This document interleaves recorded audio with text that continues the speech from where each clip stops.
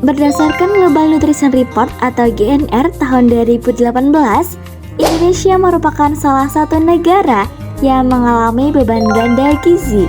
Untuk memperbaiki masalah gizi tersebut, pemerintah melakukan fortifikasi pada sejumlah pangan di Indonesia. Zat gizi dalam makanan terbagi menjadi dua, yakni zat gizi makro dan mikro, di mana keduanya sangat diperlukan tubuh untuk menjalankan fungsinya, yaitu menghasilkan energi, membangun dan memelihara jaringan, serta mengatur proses kehidupan.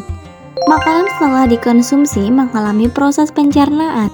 Berdasarkan Surat Menteri Kesehatan ke Menteri Perindustrian nomor GM.04.04-Menkes-62-2017 tanggal 7 Februari 2017 disampaikan bahwa di Indonesia proporsi anemia berdasarkan usia penduduk yaitu pada usia 25-34 tahun sebesar 16,9% dan merupakan persentase proporsi anemia terendah. Sedangkan persentase proporsi anemia tertinggi dimiliki oleh kelompok penduduk usia di atas 75 tahun sebesar 46%. Selain itu, pada surat Menkes ini dijelaskan bahwa proporsi anemia pada ibu hamil masih tinggi yaitu 37,1%. Salah satu upaya mengurangi kondisi ini maka membiasakan makan makanan yang mengandung zat gizi di dalamnya. Makanan yang praktis dan banyak mengandung zat tepung masih lebih diminati masyarakat Indonesia. Bagi yang tidak sempat memasak nasi pada pagi hari, makanan dari tepung ini hanya butuh beberapa menit untuk mengolah seperti pasta, mie, atau sekedar membuat roti lapis dengan isian selai atau telur. Makanan olahan yang terbuat dari tepung dapat memberikan asupan kalori, lemak, serat, dan karbohidrat serta berbagai vitamin, mineral, dan antioksidan. Sayangnya, proses pengolahan dan pemutihan tepung dapat menghilangkan berbagai zat gizi dalam bahan bakunya tanpa proses fortifikasi gizi. Makanan yang terbuat dari tepung tersebut tentu juga tidak mengandung zat gizi yang beragam. Fortifikasi tepung terigu merupakan salah satu dari fortifikasi pangan dengan penambahan satu atau lebih zat gizi ke pangan.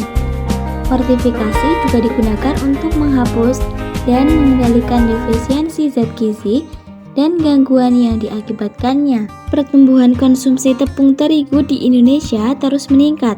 Sebagaimana data terkait konsumsi beras dan terigu di Indonesia pada tahun 1996 sampai 2020 pada tabel beserta grafik di bawah ini. Data dan konsumsi beras dan terigu pada tahun 1996 sampai 2020 dapat dilihat pada tabel 2. Penambahan fortifikasi tepung terigu dengan penambahan mikronutrien, zat besi, seng, vitamin B1, B2, dan asam folat diwajibkan sejak tahun 2002.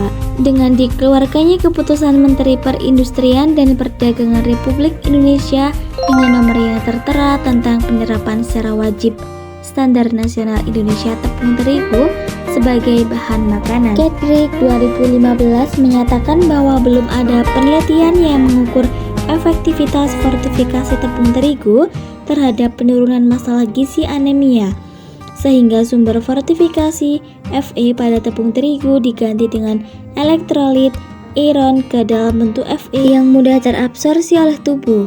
WHO 2009 merekomendasikan penggunaan V-sulfat, V-fumarat, atau NaVeDTA pada kelompok asupan. Bahan pangan fortifikasi sangat berguna dalam mencegah gangguan kesehatan yang terkait dengan kekurangan zat gizi mikro.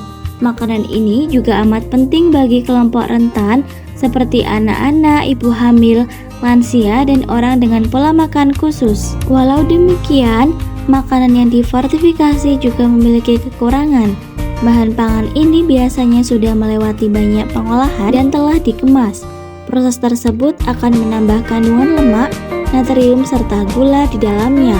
Kelebihan asupan vitamin dan mineral dalam jangka panjang juga mengakibatkan dampak buruk bagi kesehatan. Orang dewasa pun bisa mengalami kelebihan asupan zat mikro, terutama bila mereka juga rutin meminum suplemen. Kelebihan vitamin A misalnya bisa merapuhkan tulang pinggang pada lansia dan mengganggu perkembangan janin pada ibu hamil. Pada bayi dan anak-anak, hipervitaminosis dapat menimbulkan tonjolan lunak pada bagian atas tengkorak bayi. Bayi mungkin juga mengalami penglihatan ganda atau diplopia dan berat badannya sulit bertambah. Dari kondisi pro kontra dalam penggunaan bahan pangan fertilisasi, Anda memilih yang mana? Berikan